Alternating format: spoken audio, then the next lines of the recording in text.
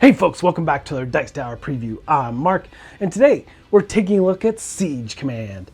Siege Command is brought to you by Outland Entertainment. It's for 2 players, ages 12 and up, and games run about 45 to 60 minutes. The world of Kinterland spans a vast continent sparsely populated by primitive tribes that have begun developing their own unique cultures and customs throughout generations of isolation from one another. 2 neighboring tribes, the Andari and the Talranai, share many cultural similarities, including a tradition of engaging in brutal combat once every 6 years to claim the fertile ground that separates them. The blood of those who have fallen in battle enriches the soil for another 6 years of peace until the cycle must be repeated once again. Siege Command is a 2-player, lane-based strategy game containing a mixture of simultaneous planning and turn-based strategies. Deploying a variety of units and casting powerful spells, players battle for control over the turrets in each of the 4 lanes in order to destroy their opponent's walls. So you've set up your battlefield, and in the battlefield in each lane is a turret card, all set to their neutral side, ready for battle.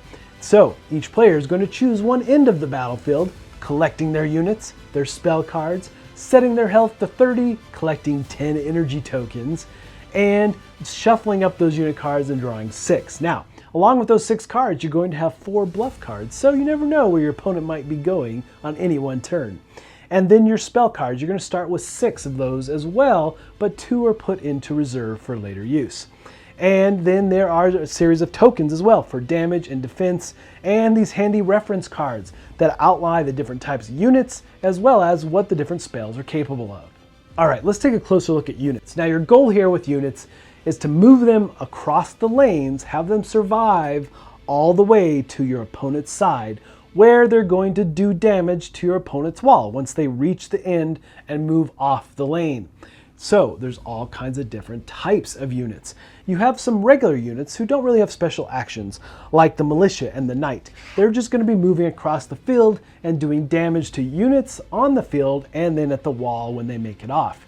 Now also you've got things like the scout and the bomber and the bulwark and the archer and the ballista all have special abilities that you can use as well. And again, the handy reference card is really going to help you with all their different abilities and all the possible things they can do. Now, one of the ones I like is the bomber, because the bomber moves into place, takes himself out, but also immediately takes out the unit it engages with. So lots of neat, interesting things about how you place the different types of units across the battlefield.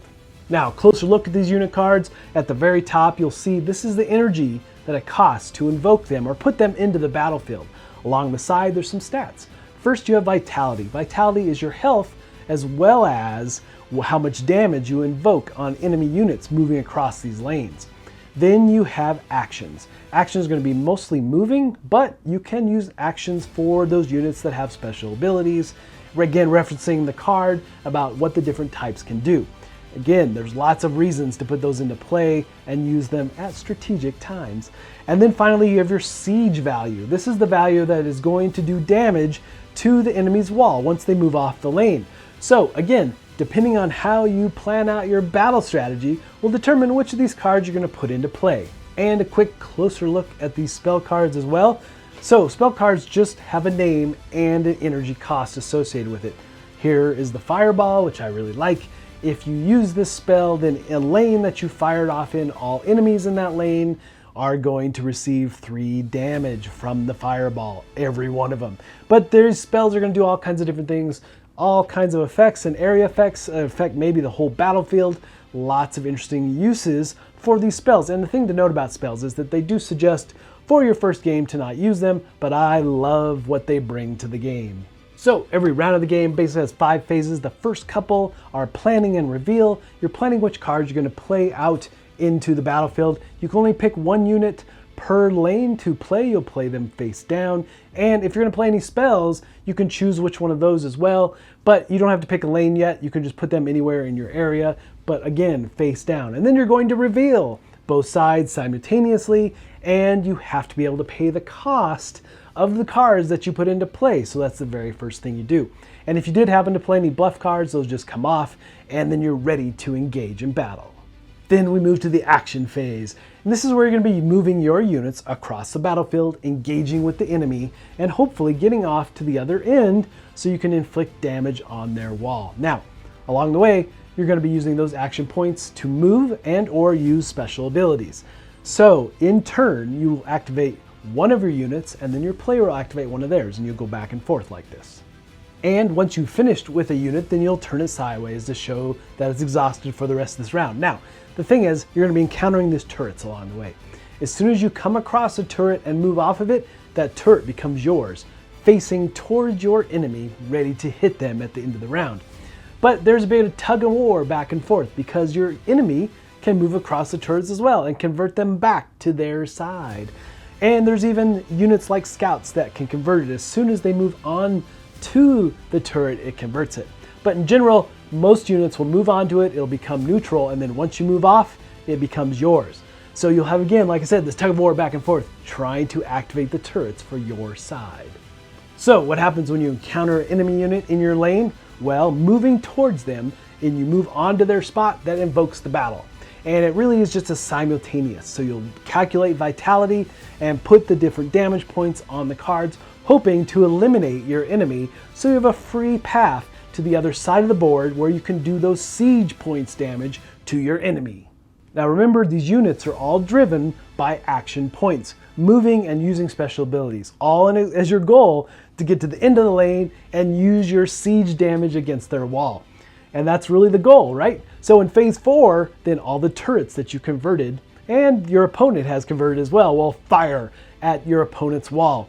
You reduce your health by the amount of damage that it inflicts, and then you'll move to phase 5, which is basically a refresh. You're going to get more tokens, more energy tokens. You get 6, and depending on your health level will determine if you get extra energy, which is really a nice balancing in the game for sure, giving you all kinds of options for when you deploy new units in that next round.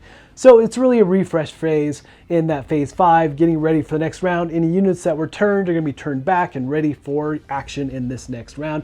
And the goal again is to reduce your opponent to 0, reduce their wall. So if you do, then you will have conquered the land. All right, folks, just a reminder once again, this has been a Dice Tower paid preview, and everything you've seen here has been in prototype form. So keep a close eye on the campaign for any changes that still may occur. Now, with that said, what I like about this game is that whole feeling of tug of war, back and forth. As you push forward, you get pushed back, and how spells can really affect the battlefield. I really enjoy the use of spells and how the fact they have to actually cool down before you can use them again throughout the game and then pull them back in those refresh phases and so forth. So lots of interesting ways, and how you deploy units and perhaps bluff your way onto the battlefield and so forth.